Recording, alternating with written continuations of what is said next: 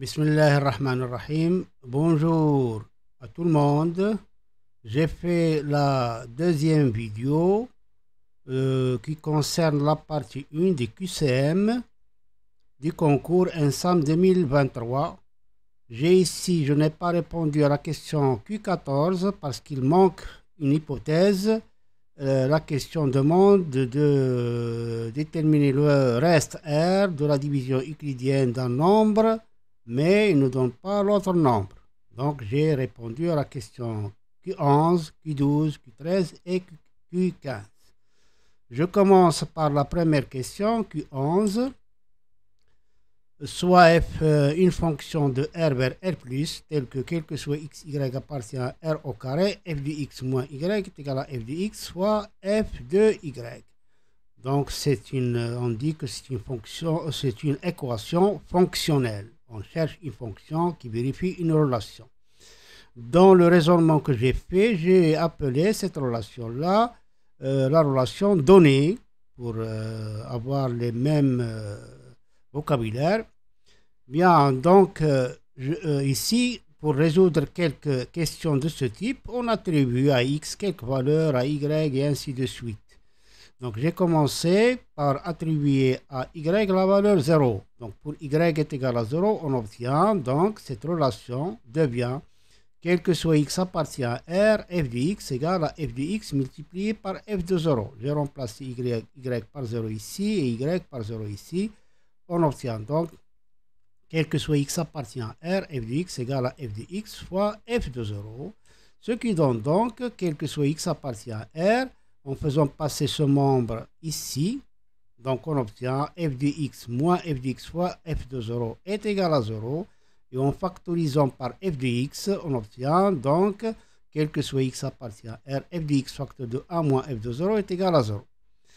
Donc, bien sûr, un produit est nul si seulement si l'un des facteurs est nul, ce qui donne donc, quel que soit x appartient à r, f de x égale à 0 ou f de 0 est égal à 0. Donc ici, nous avons deux cas. Premier cas, quel que soit x appartient à r, f de x est égal à 0. Deuxième cas, f de 0 est égal à 1. On étudie donc le premier cas, si quel que soit x appartient à r, f de x est égal à 0. Bien sûr, f est la fonction nulle. Nous avons bien déterminé la fonction f, c'est la fonction nulle.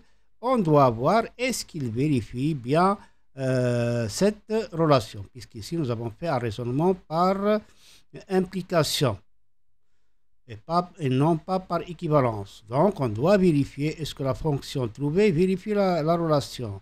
Donc bien sûr, si on remplace f de x par 0, nous avons f de x moins y est égal à 0, et f de x égal à 0, f de y est égal à 0, donc nous avons bien l'égalité ici.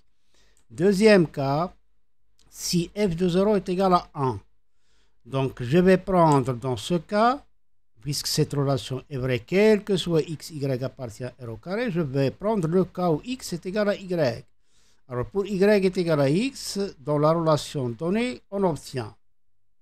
Alors cette relation va devenir, quel que soit x appartient à r, alors f de x moins x, c'est f de 0, il est égal à 1, et ici on obtient f de x soit f de x, c'est-à-dire f de x au carré. D'où la relation suivante, quel que soit x appartient à r, f de x au carré est égal à f de 0 qui est égal à 1. Or, nous avons f de x est supérieur ou égal à 0, quel que soit x appartient à r, parce que f est défini de r vers r+. Donc ici, ça va nous donner f de x égale à 1 ou f de x est égal à moins 1. Et puisque f de x est supérieur ou égal à 0, alors f de x est égal à 1. Et par suite, f est la fonction constante de valeur 1. Alors on doit encore voir est-ce que cette fonction vérifie cette relation, c'est-à-dire est-ce que la condition elle est suffisante. Alors en remplaçant f de x moins y, donc f est une fonction constante de valeur 1, donc f de x moins y est égal à 1, f de x est égal à 1 fois f de y est égal à 1, donc nous avons bien l'égalité. L'égalité est bien vérifiée. Donc ici, la réponse, c'est qu'il y a deux fonctions qui vérifient cette relation fonctionnelle, ou bien cette équation fonctionnelle, la fonction nulle et la fonction constante de valeur 1. Je passe donc à la question suivante, Q12, l'équation 1 plus cosinus de x plus cosinus de 2x égale à 0 admis. Bien sûr, on va parler des solutions de cette équation. Bon, c'est une équation qui se rapporte au programme de la première année du cycle, bien sûr, de baccalauréat. Donc, on écrit cette équation. On a donc 1 plus cosinus de x plus cosinus de 2x est égal à 0. Équivalent, je remplace cosinus de 2x, ici c'est cosinus de 2x, par 2 cosinus carré de x moins 1. Et bien sûr, l'équation devient 1 moins 1, c'est 0. Et en factorisant par cosinus de x, on obtient cosinus de x facteur de 1 plus 2 cosinus de x est égal à 0. Donc, équivalent à cosinus de x égale à 0, ou 1 plus 2 cosinus de x est égal à 0, c'est-à-dire cosinus de x est égal à moins 1,5. Donc, pour le cas cosinus de x égale à 0, ça donne x est égal à pi demi plus k pi, où k appartient à z. Le cas où cosinus de x égale à moins 1,5, sachant bien sûr que moins 1,5 elle est égale à cosinus de moins pi sur 3. Donc, ça donne x égale à moins pi sur 3 plus de k pi, où x est égal à moins pi sur 3, c'est-à-dire pi sur 3 plus de k pi, où k appartient à z. Voilà donc cette solution. Il admet une infinité de solutions. Cette équation admet une infinité de solutions qui sont de cette forme. Voilà, donc je passe à la question suivante. Dans Q13, dans z carré, l'équation x carré moins 3y au carré égale à 8 admet. Donc on va voir de même les solutions de cette équation dans z carré. Donc on va se donner bien sûr deux nombres qui appartiennent à z carré x et y. Alors ces deux nombres vérifient l'équation donnée. On a donc x carré moins 3y carré est égal à 8 et qui implique, parce que s'il y a l'équivalence, mais dans la suite, je vais utiliser tout simplement une implication. Donc, j'ai commencé par implication. Implique que x carré est égal à 3y carré plus 8. Voilà, donc ça implique. Alors, la congruence, je vais utiliser ici la congruence modulo 3. 3y carré, bien sûr, est congru à 0 modulo 3. Donc, x carré est congru à 8 modulo 3. Et 8, elle est congrue à 2 modulo 3. Le reste de la division euclidienne de 8 par 3, c'est 2. Donc 8, elle est congrue à 2 modulo 3. Et par transitivité, on va déduire que x carré est congru à 2 modulo 3. Or, si on constate les restes d'un n'importe quel nombre x de z par 3, alors, et puisque quel que soit x appartient à z, le reste de x par 3, soit il est égal à 0, soit il est égal à 1, soit il est égal à 2. Il n'y a pas d'autre cas. Donc, quel que soit x appartient à z, x congru à 0 modulo 3, ou x est congru à 1 modulo 3, ou x est congru à 2 modulo 3. Alors, si on élève au carré, on obtient donc, quel que soit x appartient à z, x carré est congru à 0 dans ce cas, x carré est congru à 1 dans ce cas, et ici, x carré est congru à 4 modulo 3. Or, 4 est congru à 1 modulo 3, ce qui donne donc x carré est congru à 1 modulo 3. Donc, ici, nous n'avons trouvé aucun cas dans lequel x carré est congru à 2 modulo 3. Et par suite, l'équation x carré est congru à 2 modulo 3 n'a pas de solution dans z. Et nous avons bien cette implication, cette équation implique celle-ci. Donc, et puisque x carré moins 3y carré est égal à 8 implique que x carré est congru à 2 modulo 3, alors l'ensemble de solutions de la première est inclus dans l'ensemble de solutions de la deuxième. Or, l'ensemble de solutions de la deuxième, c'est l'ensemble vide. Donc, l'ensemble de solutions de la première est égal à l'ensemble vide. Donc, l'équation x carré moins 3y carré est égal à 8 n'a pas de solution dans z carré. La dernière question, Q15, le chiffre des unités du nombre grand N est égal à 4444 à la puissance 6666 plus 6666 à la puissance 4444.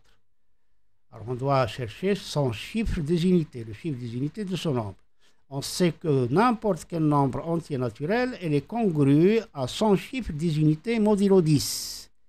Donc, je vais chercher à quoi est congru grand N modulo 10. En premier temps, je vais rétrécir ces nombres qui sont un peu grands. 44, il est congru à 4 modulo 10. Et 6666, il est congru à 6 modulo 10. Voilà ce que j'ai écrit ici. Donc, le nombre grand N est congru à 4. J'ai remplacé donc 4444 par 4 et 6666 par 6, parce que dans la relation de congruence, par transitivité, on va arriver à grand N est congru à 4 à la puissance 6666 plus 6 à la puissance 4444 modulo 10. Alors, arrivant à ce stade, je vais chercher les puissances, avant de chercher les puissances de 4, je vais transformer 6. Alors, on sait que 6 est congru à moins 4 modulo 10. Et puisque 6 est congru à moins 4 modulo 10, donc le nombre grand N va être congru. Le premier membre de cette somme va rester le même. Et le deuxième 6 est congru à 6, il est congru à moins 4. Et puisque 4444 est un nombre pair, donc moins 4 à la puissance 4444, il est congru à 4 à la puissance 4444.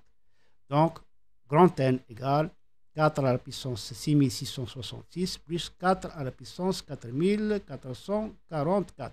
J'ai écrit ici car 4444 est pair parce que nous avons utilisé la puissance de moins 4 à la puissance 4 à la 4444 que nous avons transformé en 4 à la puissance 4444 car ce nombre-là est pair. Maintenant, on va chercher les puissances de 4 modulo 10, c'est-à-dire le reste des puissances de 4 modulo 10. En calculant le reste des puissances de 4 par 10, donc on va voir quels sont les restes possibles. Donc on va calculer 4 à la puissance 0, c'est congru à 1, 4 au carré est congru à 4, 4 à la puissance 3, c'est 4 fois, donc il est congru à 4 fois 4, 6, 16 modulo 6, et ainsi de suite. Alors on va généraliser les résultats des puissances. On va exclure le cas de k est égal à 0. C'est un cas spécial. On trouve que quel que soit k appartient à n étoile, 4 à la puissance 2k égale à 6 modulo 10 et 4 à la puissance 2k plus 1 est congru, pardon, ici c'est congru, et aussi encore c'est congru ici, est congru à 4 modulo 10. Je vous ai écrit qu'on peut démontrer par récurrence. On peut démontrer cette relation par récurrence. Mais en même temps, on ne va pas faire la première toute seule et la deuxième toute seule. On va démontrer toute cette proposition ensemble par récurrence. Et ça donne le résultat d'une manière très simple.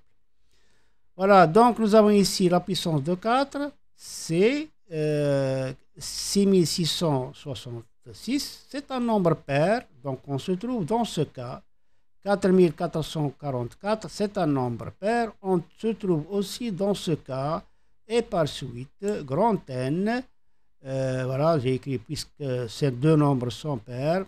Alors, le premier est congru à 6 modulo 10, et le deuxième, le premier, voilà, le deuxième est congru encore à 6 modulo 10. Si on fait la somme, on trouve que le premier plus le deuxième est congru à 12 modulo 10. Donc, 12, et puisque 12 est congru à 2 modulo 10, alors n est congru à 2 modulo 10. Donc, le chiffre des unités de grand N est égal à 2, puisque 2, bien sûr, il est supérieur ou égal à 0 et inférieur strictement à 10. Donc, le chiffre des unités du nombre grand N est 2. Parce que j'ai dit, parce que 2 est supérieur strictement à 0 et inférieur strictement à 10. أتمنى أن تكونوا قد استفدتم من هذه المعلومات، وإلى اللقاء في حلقة مقبلة إن شاء الله.